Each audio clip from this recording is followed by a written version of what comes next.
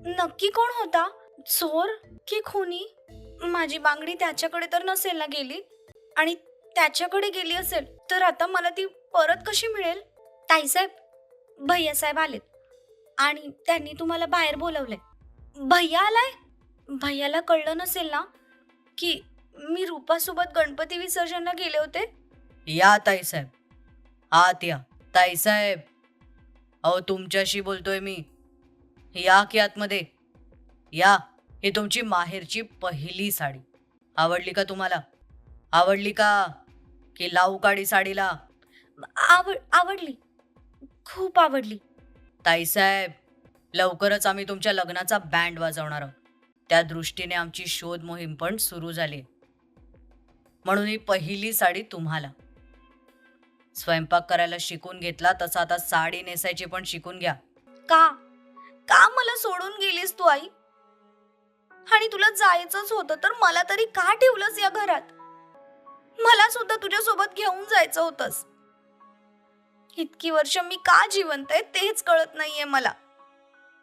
फक्त माझं शरीर जिवंत आहे. आत्मा तर कधीच मरून गेलाय. कधी कधी वाटतं खरंच लग्न करून या घरातून निघून जावं. पण मग विचार येतो की सासर पण असंच मिळालं तर? मुलगी म्हणून या घरात इतकं काही सहन केलंय तर सून म्हणून किती सहन करावं लागेल. या विचारानेच अंगावर काटा येतो माझ्या. I miss you I. I miss you so much.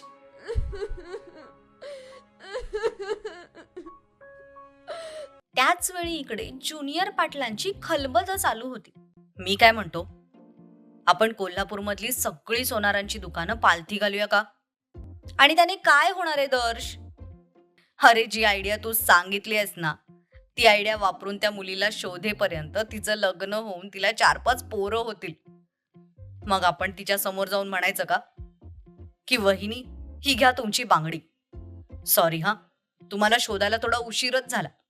नाहीतर आज तुमच्या रिंकी, चिंकी आणि पिंकीचे बाबा आमचे सक्षम भाई असते.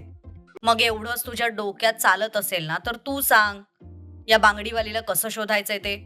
काही गरज नाहीये कोणाला शोधायची. तिला असेल गरज तर ती येईल इथे. तुम्ही तुमच्या कामांकडे लक्ष द्या.